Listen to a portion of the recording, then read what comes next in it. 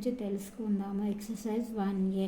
First problem, if the function f is defined by f of x అనేసి కొన్ని values ఇచ్చారండి. Then find the values of f of 3, f of 0, f of 1 minus 1.5, f of 2 plus f of -2, f of -5 అని కొన్ని values ఇచ్చి వాటిని find out చేయమని అంటున్నారు. First problem, f of 3 అనేది ఎందులో ఉంటుందండి? మనకి x+2 అంటే ఎక్స్ వాల్యూలు 1 కన్నా ఎక్కువ ఉండాలి అని అంటున్నాం. అంటే 3 అంటే ఇందులోనే ఉంటుంది కాబట్టి మనము f of x is equal to x+2 అంటే ఇప్పుడు ఎక్స్ ప్లస్లో ఎంత సబ్స్టిట్యూట్ చేయాలండి? 3. F of 3 is equal to 3 + 2 is equal to 5.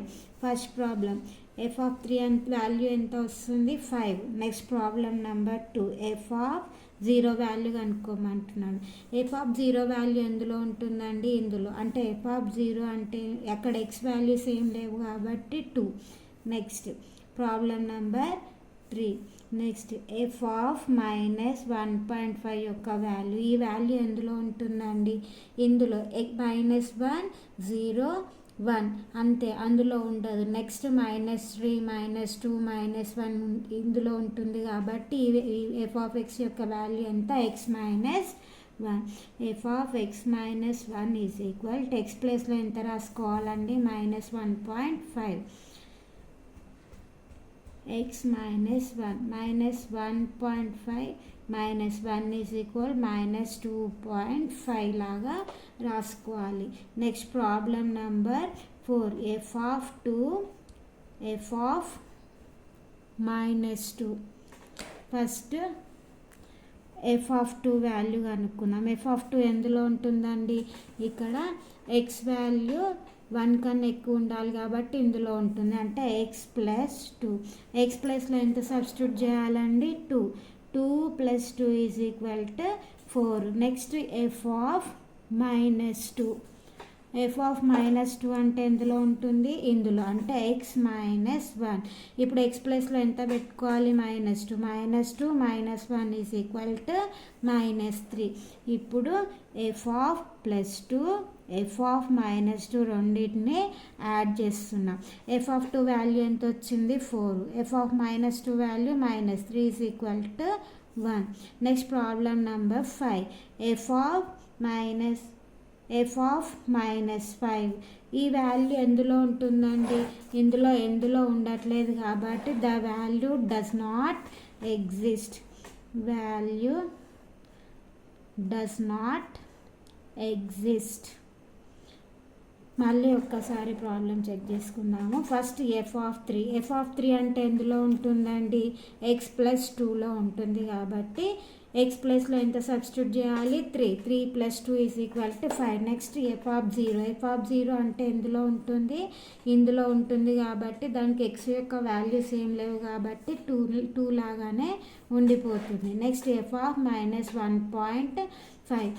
ఇప్పుడు ఈ 1.5 అనేది ఎందులో ఉంటుందండి? ఇక్కడ -1 < ఇందులో ఉంటుంది కాబట్టి x-1 అని రాసుకుంటాం. ఇప్పుడు ఎక్స్ ప్లస్లో ఎంత ఉంది? -1.5 రాసుకుంటే ఎడిషన్ చేసుకోవాలి. Next F of +2, f of -2 అంటే ఎఫ్ ఆఫ్ +2 అంటే వాల్యూ అనేది ఎందులో ఉంటుందండి? ఇందులో కాబట్టి x+2 లాగా రాసుకొని వాటి రెండింటిని యాడ్ చేస్తున్నాం. నెక్స్ట్ ఎఫ్ ఆఫ్ -2 వాల్యూ ఎందులో ఉంటుంది?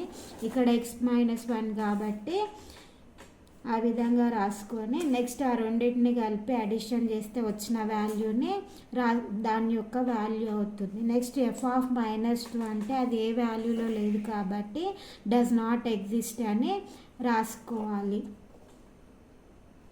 Next problem number 2, if F is defined by f of x is equal to x³ minus 1/x³, then show that f of x plus f of 1/x is equal to 0 అని చూపించమంటున్నాడు. Solution ఏ విధంగా రాస్తామంటే f of x is equal to X cube minus 1/x³ already F of X value వాళ్ళే ఇచ్చారు కాబట్టి మనం F of 1/x యొక్క value రాస్తున్నాం. ఇప్పుడు X ప్లేస్లో ఎంత పెట్టుకోవాలి, 1/x అంటే x³ 1/x³ పెడితే 1/x³ మైనస్ 1/1/3. ఇప్పుడు ఏ విధంగా రాసుకుంటున్నాం, 1/x³ మైనస్ 1/1/x³. ఈ x³ అనేది పైకి వెళ్తుంది కాబట్టి అప్పుడు ఏ విధంగా అవుతుంది, -x³/1 రాసుకున్నా ఒకటే, రాసుకోపోయినా ఒకటే. అంటే ఇప్పుడు ఇది దేని యొక్క వాల్యూ అండి, ఎఫ్ ఆఫ్ 1/x. ఇప్పుడు ఎఫ్ ఆఫ్ ఎక్స్ వాల్యూ ఉంది, ఎఫ్ ఆఫ్ 1/x వాల్యూ ఉంది కాబట్టి F of X plus f of 1/x is equal to ఈ రెండింటిని యాడ్ చేస్తున్నా, x³ minus 1/x³ plus 1/x³ minus x³ plus 1/x³ minus 1/x³ cancel, ఇది cancel అవుతుంది అంటే 0. అంటే ఇప్పుడు ఎల్హెచ్ఎస్ ఈజ్ ఈక్వల్ టు ఏమవుతుంది, ఆర్హెచ్ఎస్. మళ్ళీ ఒక్కసారి ఎఫ్ ఆఫ్ ఎక్స్ అనే వాల్యూస్ ఇచ్చాడు కండి, x³ మైనస్ 1/x³ అని వాళ్ళే ఇచ్చేసారు. మనం ఎఫ్ ఆఫ్ 1/x³ యొక్క వాల్యూ కనుక్కుంటున్నాం. అంటే ఎక్స్ ప్లేస్లో 1/x³ అనేది సబ్స్టిట్యూట్ చేశాను. చేసిన తర్వాత ఈ x³ అనేది పైకి వెళ్తుంది కాబట్టి డివైడెడ్ బైలో 1 ఉన్న ఒకటే లేకపోయినా ఒకటే. ఫస్ట్ ఈ రెండింటిని యాడ్ చేస్తే LHS is equal to RHS వస్తుంది. Next problem number 3.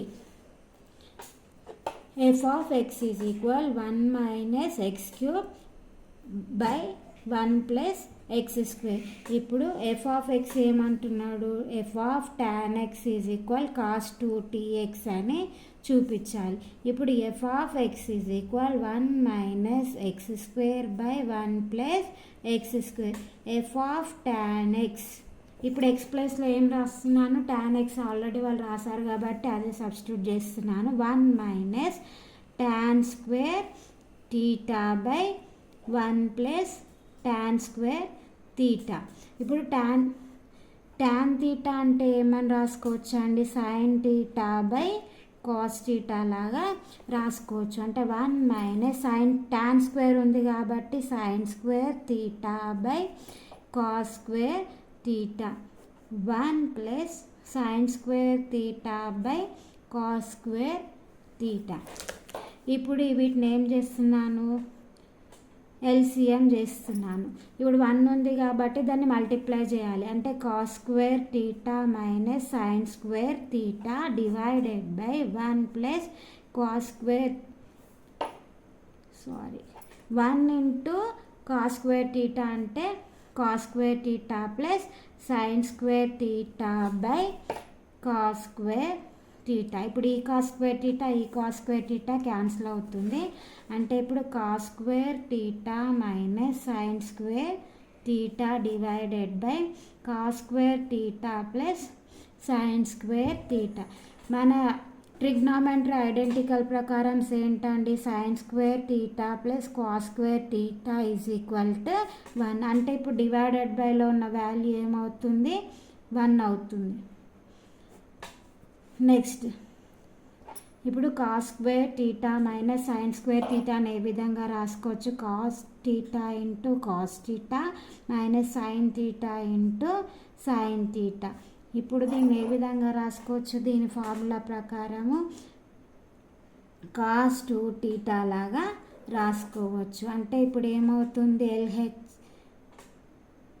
మనకు కావాల్సిన వాల్యూ వచ్చింది. అంటే f of tan theta is equal to cos 2 theta. మళ్ళీ ఒక్కసారి f of tan theta is equal cos theta ఇచ్చారు. F of x is equal 1 minus x² by 1 plus x². F of tan theta is equal x ప్లస్లో tan తీటాని substitute చేస్తున్నాను. Next tan theta అంటే ఏంటి, sin² theta by cos² theta. ఇప్పుడు 1 plus sin² theta by cos² theta LCM చేస్తే ఇవి రెండు cancel అవుతాయి.